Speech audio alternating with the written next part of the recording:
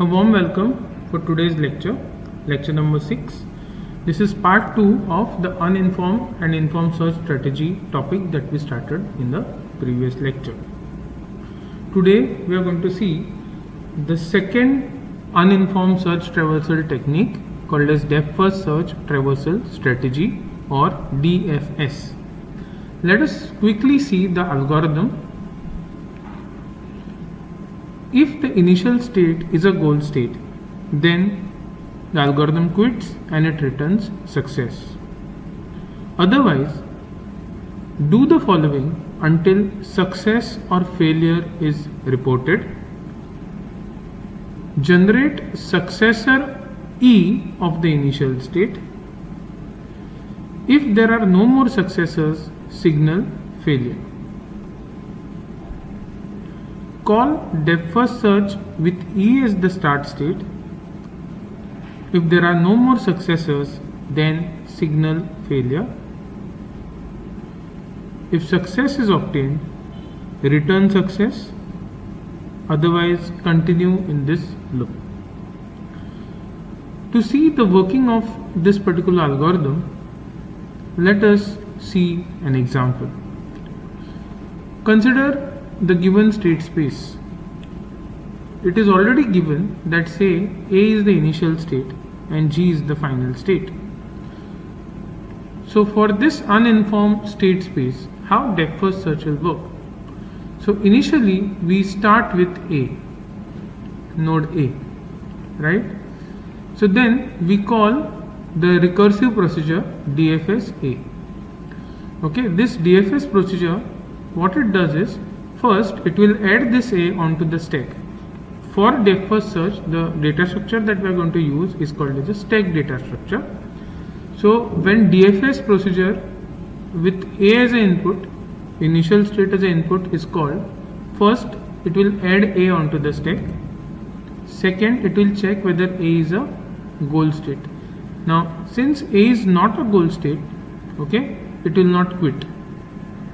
Third, it is going to generate the successor of A. Now A has two successors, B and C. Okay, so you can generate any of them randomly. So in the next step, it generates successor B. Okay, and after generating successor B, DFS procedure will recursively call within itself, okay, DFS and pass the parameter as the B. Okay, so again this DFS procedure over here, the very first thing what it will do is the B, the next neighbor is going to be added on top of the stack. Okay, then it is going to check whether this B is a goal state. If it's a goal state, it would quit and return success. Now in this case B is not a goal state, so what it will do, it will generate the successor of B. Now B has two successor nodes, E and D, so randomly it will generate any one. Suppose it generates E. Okay, so then after generating a successor, it is now going to recursively call DFS E. Okay, so when DFS E is called, the very first thing what it does is it will check whether E is a goal state. E is not a goal state. Second, it will add E on top of the stack. Okay, sorry, first it will add E on top of the stack. Second, it is going to check whether that E is a goal state or not. E is not a goal state. Third, when it tries to generate the successor of E, okay, it will realize that there are no more successors. So when there are no more successors, depth first search, what it does is it does something called as chronological backtracking.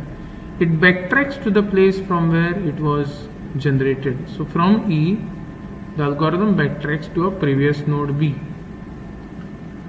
realizing that from E there are no more child nodes available for the further expansion and we haven't yet got the solution. So at the end of this DFS E, what it does is it will backtrack, chronologically backtrack to B. And backtracking to a previous node, it simply means E, which was on top of the stack, now is popped out to reveal the next element, that is B in the stack. Okay, then again DFS B will be called. Now since B is already on top of the stack, it is going to check whether B is a goal state. B is not a goal state. So then it will find out who is the next successor of B. We have already selected this E and realized that it is not fruitful. So it is going, it has another option, that is D. So it will generate the successor D. And after generating the successor D, DFS procedure will recursively call itself, this time passing D as an argument. DFS D will be called. Okay, so D will be placed on top of the stack. Then it checks whether D is a goal state. D is not a goal state. So then it then finds out who are the next successors of D. D has two successor nodes, one is F, one is C. Randomly any one is generated. Suppose this time it generates F. Okay, so then DFS procedure within itself now calls DFS by passing the input as the successor F. Okay, so F is now added onto the stack. Then it checks whether F is the goal state. F is not the goal state. So then it finds out who are the successors of F. So F has two successors, one is G and one is H. Now when you are in F, okay, just by knowing that there are two successors, the algorithm will not know whether G is a goal state or not.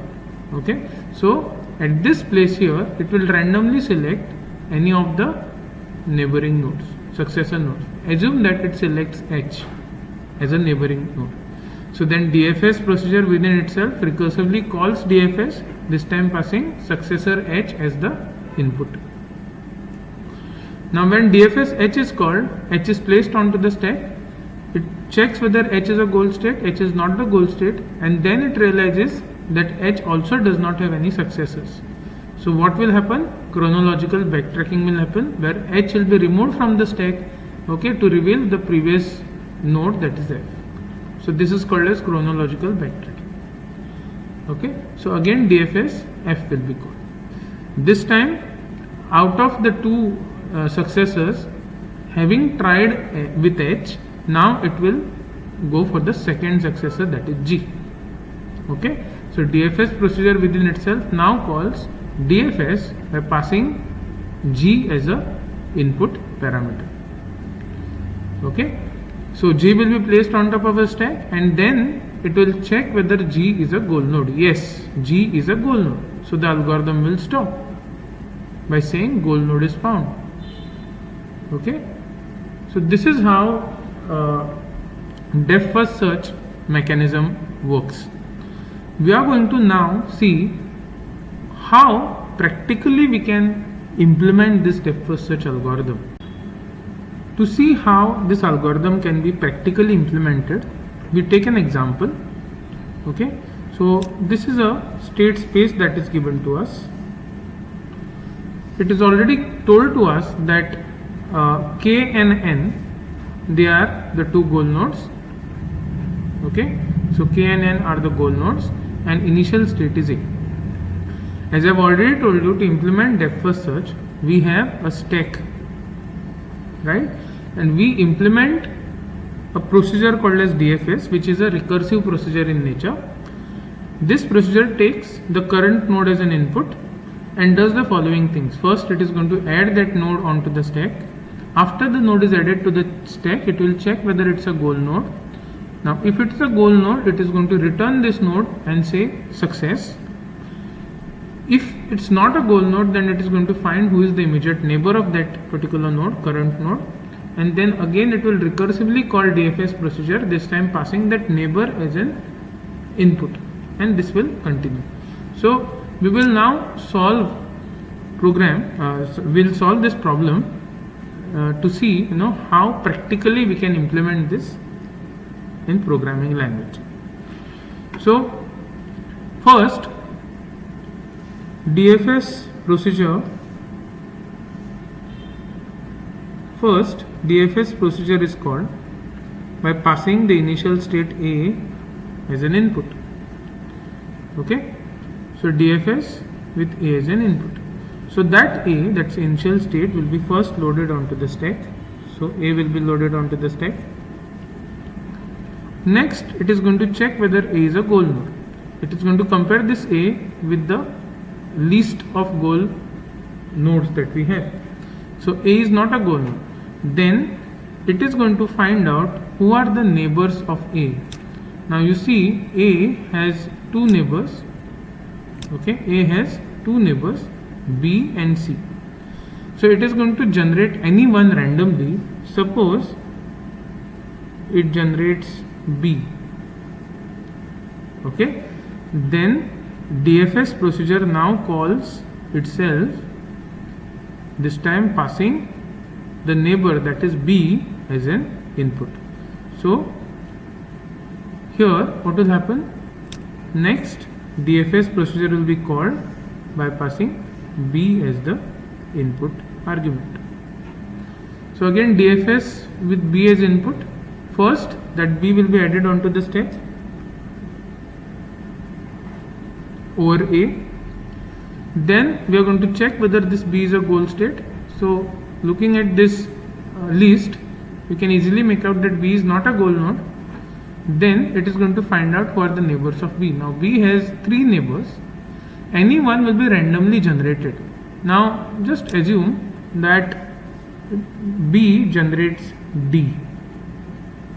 Okay, just assume that B generates D.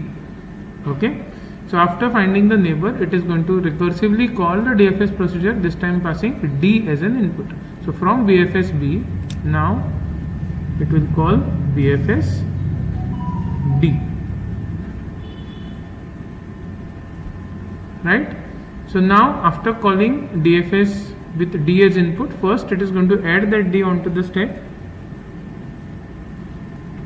Then it is going to check the topmost element of the stack, that is D. Is it a goal node? It is going to compare the list of goal nodes. Now D is not a goal node.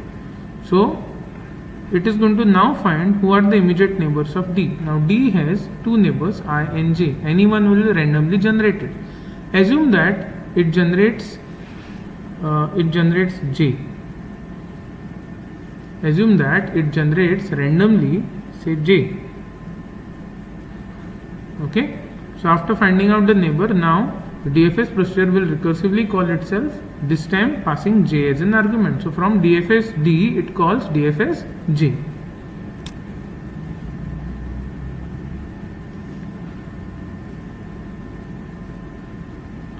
Again, DFS procedure over here, it takes J as an argument.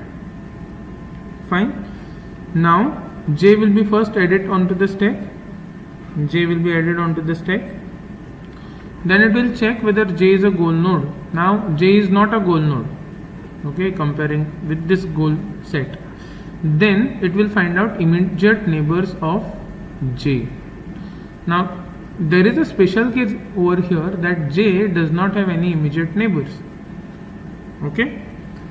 So now there is a slight modification to the procedure that we had seen.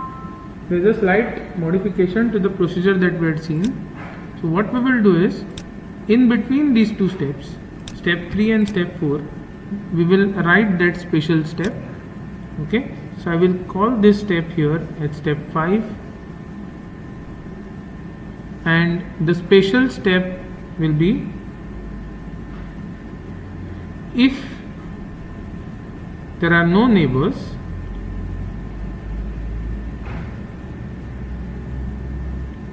okay, what we do, we pop the element out of the stack, which means backtracking.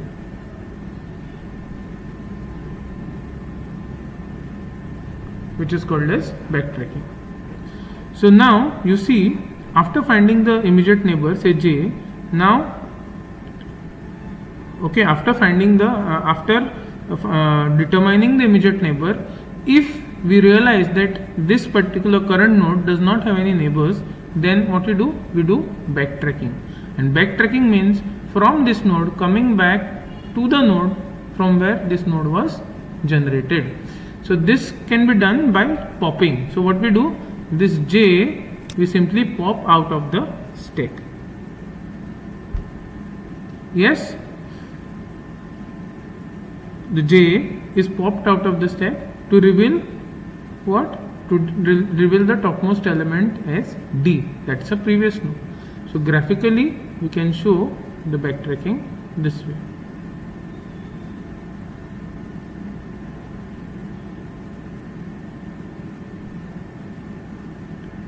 Okay, fine. Now, so this is how the backtracking is going to happen. Fine. Now there is another step that is required here. So after popping out the current node, okay, we can say that the neighbor node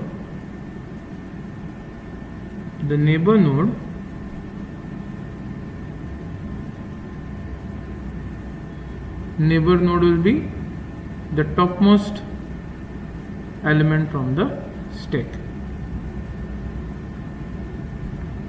Okay, so this step number 4 will occur only if there are no neighbors.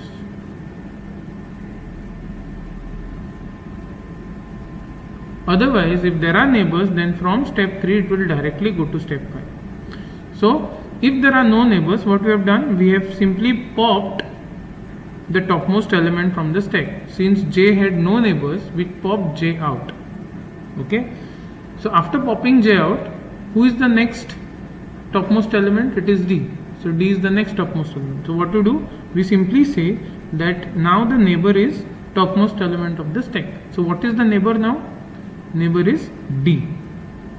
Okay, so DFS procedure, in 5th step, DFS procedure is now being called with the neighbor as input. And now what is the newly set value of neighbor? That is topmost element of the stack. So that is how DFS procedure, okay, after backtracking is going to call, recursively called DFS D.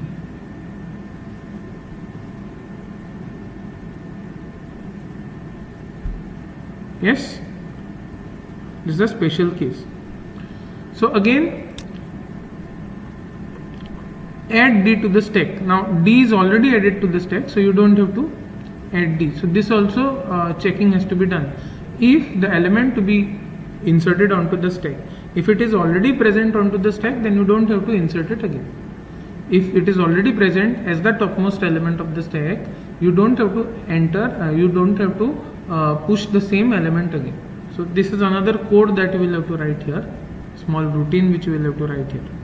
Now what happens is, from this d, okay, so d is already added to the stack, you don't have to repeat this step. Then we again, this is also checked that d is whether d is goal node or not. We know that d is not a goal node. Again rechecking is done. And now when the neighbor is found here, okay, you have to write a small routine to determine if there are multiple successors, to determine whether any successor is already examined. Okay, so if any successor is already examined, then we don't have to examine it again. So you need to keep one variable somewhere to check that. So now in our case, since this particular neighbor j is already examined, when DFS D is called again, it is not going to re-examine j, rather it is going to go for I. So when find neighbor procedure, find neighbor function is executed, what it will do? It will find out the next neighbor or next successor of d, and that is I. Okay. Then step 4 will be executed if this particular I does not have any neighbors. Okay, so I has neighbors, so this 4 will not be followed, and from step 3 we will directly move to step 5. Okay, wherein after finding out the neighbor of d, there is only one neighbor that is left of d, that is I. Okay, so neighbor will be set to I, and now recursive procedure will be called with I as the input parameter. So DFS I will be called. So DFS I will be called. So again it comes here, I is the input given to the function. So first I will be added onto the stack.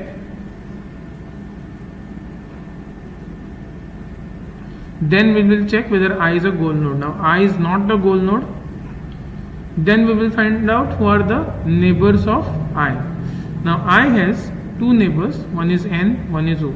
But when you are at I, you really don't know, the algorithm really doesn't know whether N is a goal node or no. When the evaluation of a node happens, evaluation of the node in this case will happen only when that node is present as the topmost element of the stack. Only then the checking is done. Otherwise, checking is not done. Okay. So now I is on top of a stack. Now I will find out that there are two neighbors. It will randomly generate any one of them. Suppose it generates O. Okay. So let's say I generates O. Fine. So then DFS procedure will call itself again with O as the input, with O as the input. So again here this time DFS will have O as the input. So what we'll do, we'll add O to the stack. So O will be added to the stack. Then we are going to check whether O is a goal node. Now O is not a goal node. Then when we are going to check whether there are any neighbors of O, we realize that there are no neighbors. So finding neighbor fails.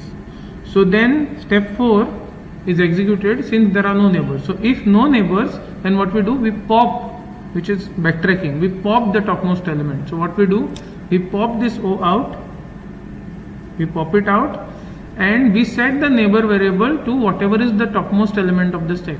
So what is neighbor in my case here now? I will be the neighbor. That's what we consider. So in graphical fashion, what it means is we backtrack to I.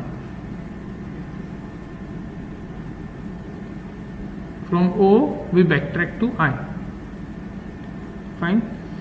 So now the new neighbor is I. So then again depth first search procedure will be recursively called, this time with I as the input parameter.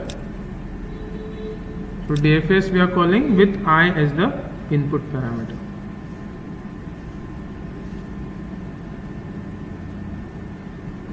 Okay. So again we come here. Fine. Again the routine, see now I is already present on top of the stack. So if I is already present on top of the stack, you don't have to add again the same I onto the stack. So you have to write a small routine here to do that checking. Okay. Now since I is already on top of stack, adding to the stack, this step will not be valid. Next we are going to check whether I is a goal state, I is not the goal state. Now we are going to find out who are the neighbors of I. Here, as I have told you earlier, there has to be a small routine that you have to write, wherein it will make sure that if there is any neighbor which is already examined, it is not re-examined, and whatever neighbor successors which are not yet examined, only those will be examined, any one of them, right? So since O is already examined, now what it will do, it will examine the next neighbor, that is N. So from I it will go to N. Okay, from I it will go to N. So what is the next neighbor? Find neighbor. Neighbor variable will be set to N. Okay, and then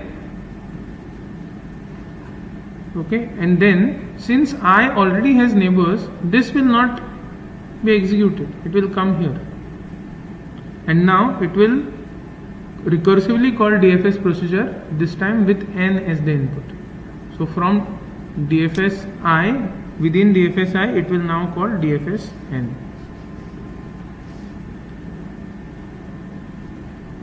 Okay, so it comes here, this time DFS N. So then finally N will be added onto the stack.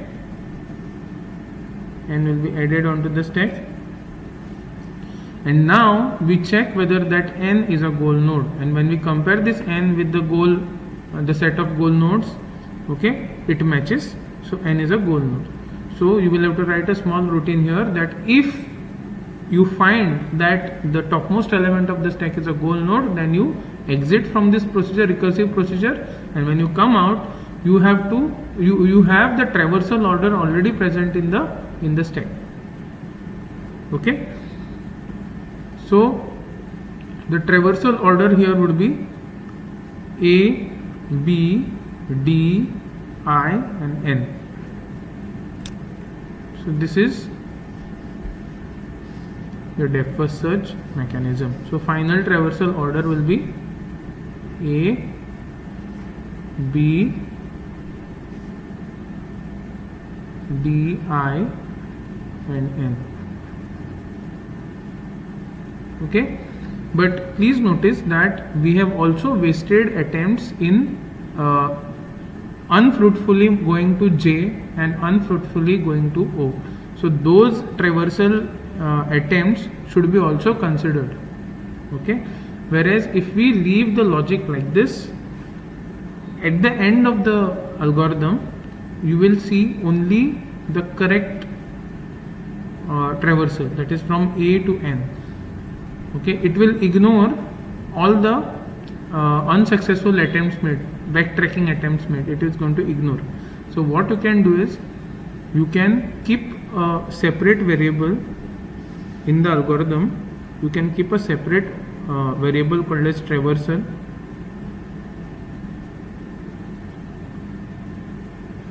Okay, and every time that a particular node is visited, before it is added to before this particular function is called DFS with the current node, what you do, you have to add that node, whatever is the current node, you first add it to the traversal order.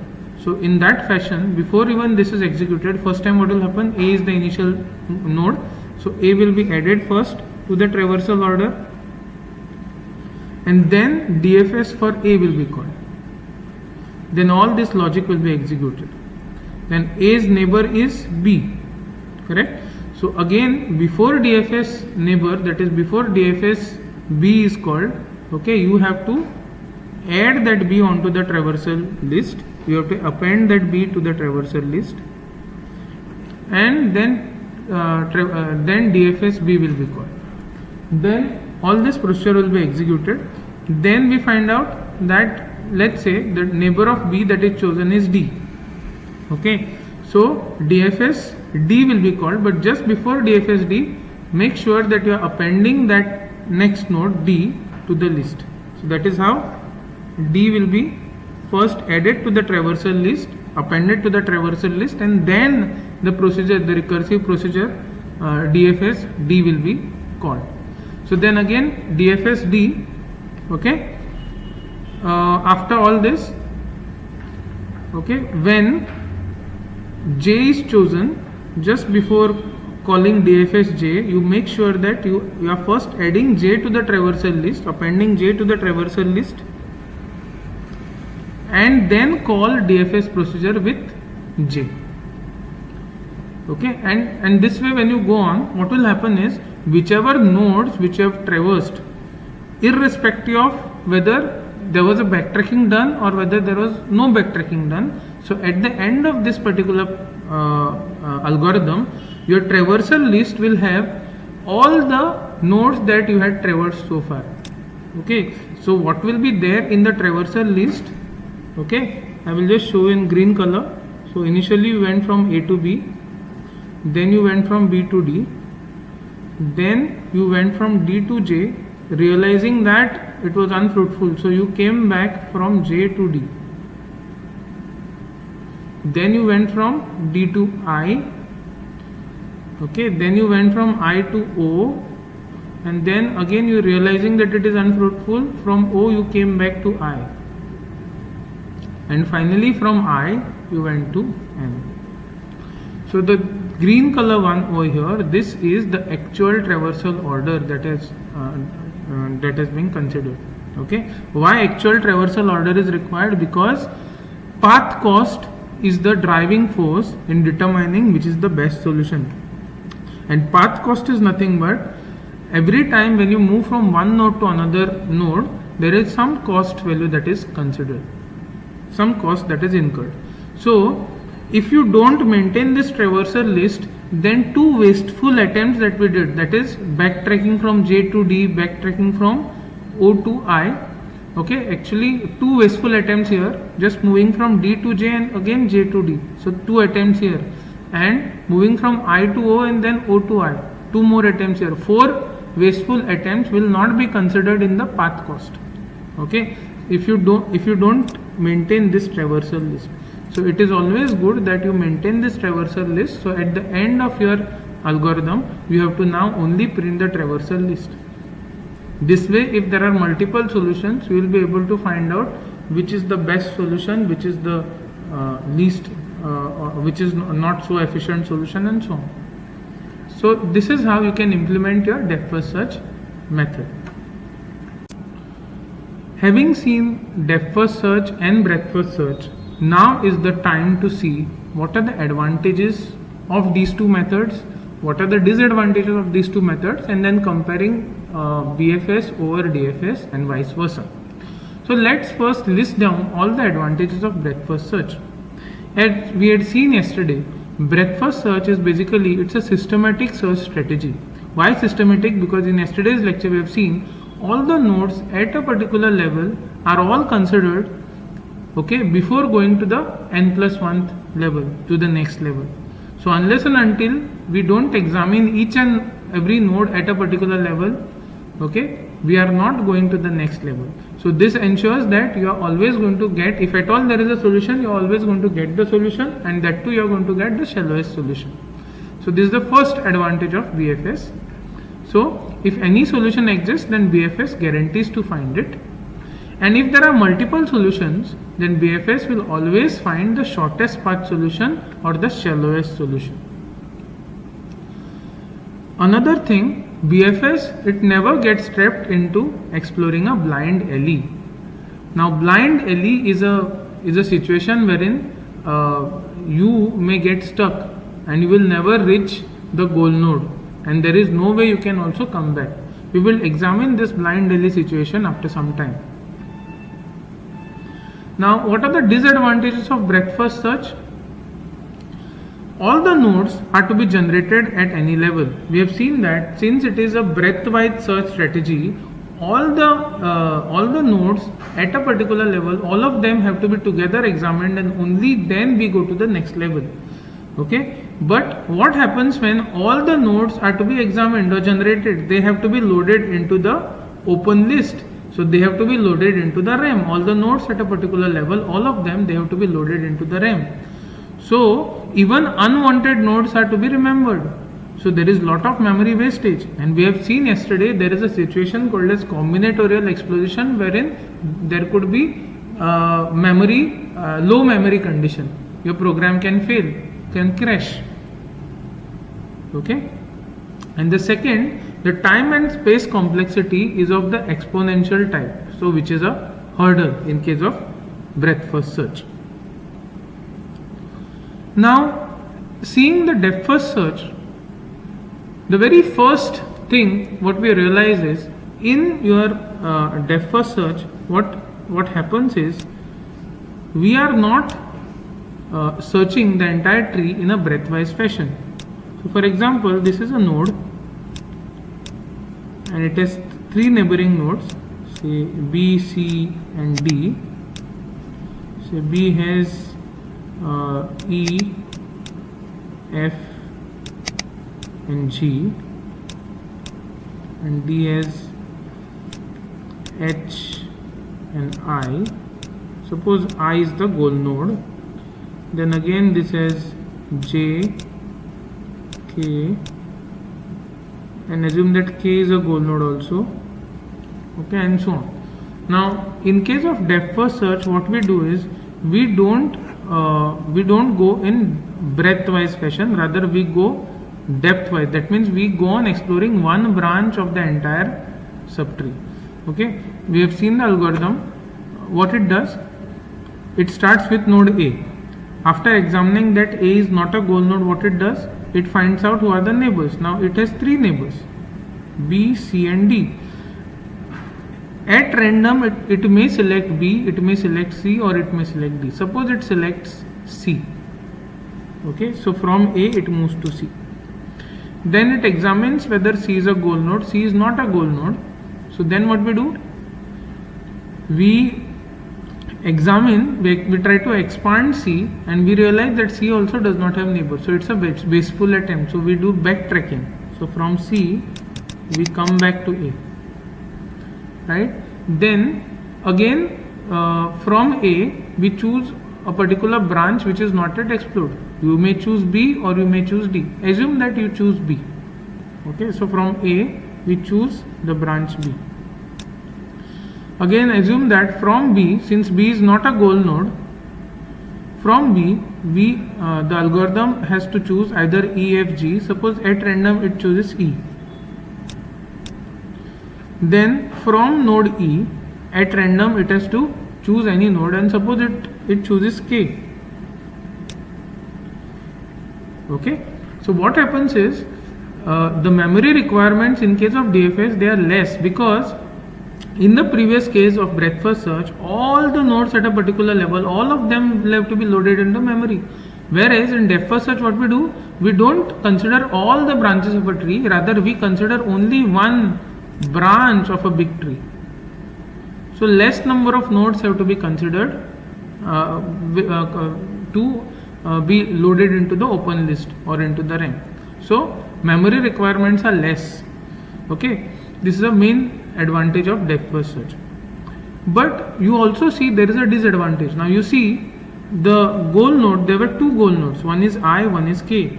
Okay, so this is level 0, this is level 1, this is level 2, and this is level 3. Although goal node was available at level 2, what has happened? The breadth first search, since it's a blind technique, it has reached here. No doubt it has got the goal node, but has it found the most efficient solution? Has it found the best solution? No. So this is one of the disadvantages of depth first search. One, in some cases, depth first search first of all does not ensure that it is always going to give you solution. Okay, I will tell you why after some time.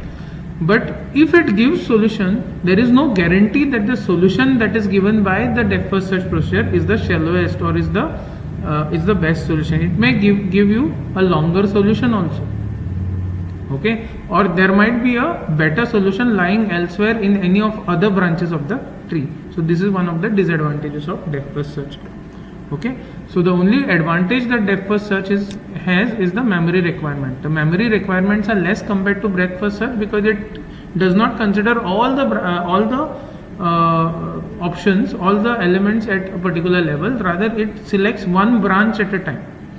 Suppose it finds out that this branch is unfruitful, then it wastes time in backtracking, coming to the root node and then choosing a separate branch, a completely different branch. So again, there are wasteful computations in depth first search. Now, the most important and the dangerous consequence of this depth first search is getting lost into blind alley. Okay. Now, what is the meaning of getting lost into the blind alley? Suppose we are playing a chess game. Okay, two opponents are playing a chess game. Let's say this is a section of the chessboard.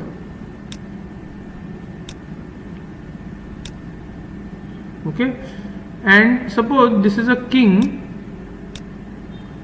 of player 1 and this is a queen of player 2. Okay, so let's consider that we are in state E. So let's say the state E is actually this. Okay, let's consider that state E is actually this, and let us modify our figure that we have. Let's modify and suppose this is not the goal node. Okay, now please note we are currently in the situation E. Now what happens? Queen can directly kill the king, so there is a check condition, check. Okay, or even better, suppose the queen is present not here, but let's say the queen, the opponent queen is say it is present here, queen 2, and of course there is opponent king also, which is not into the picture. So queen can straight away attack the king, so there is a check condition, checkmate, check condition. So what we do, what the first player does, he moves the king here. Okay, he moves the king to the right. So king now moves in the other cell, that is here. So this is the new position of the king. So by doing this, there is a change in the configuration of the game. So from state E, assume that by making this move, we move to the state called as J. So what has happened? From state E, we have moved to state J. From state G, we have moved to state E, we have moved to state J. We are in state J. This is the configuration.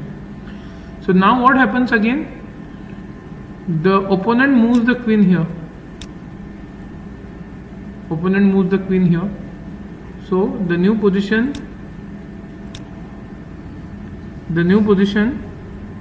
of the queen,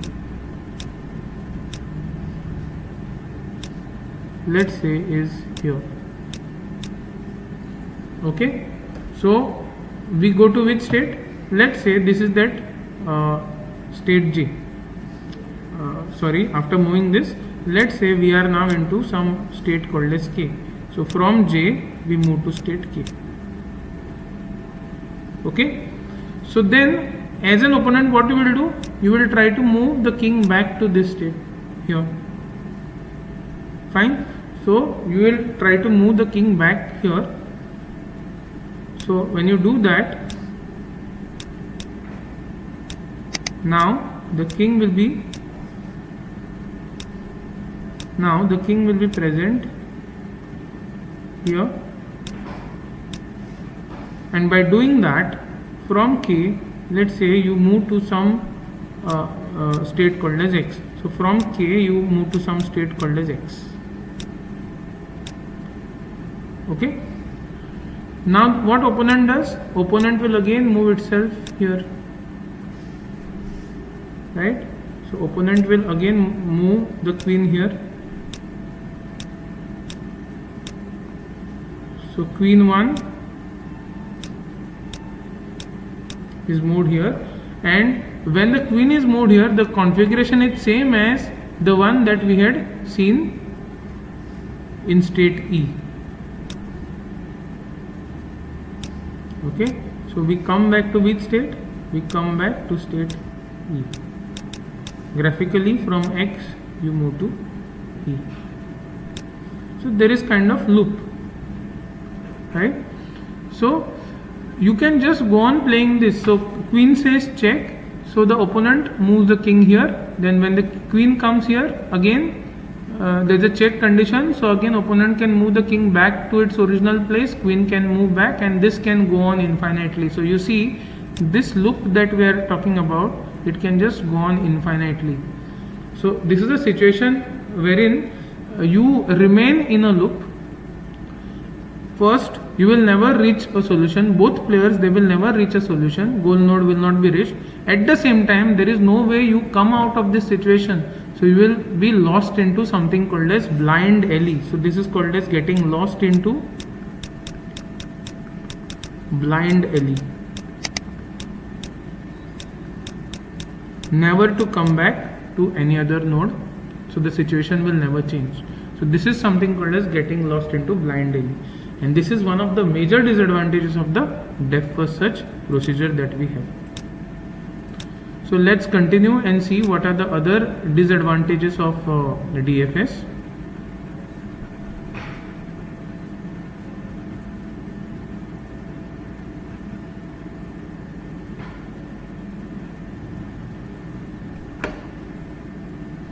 DFS may find a solution without examining much of the search space of all.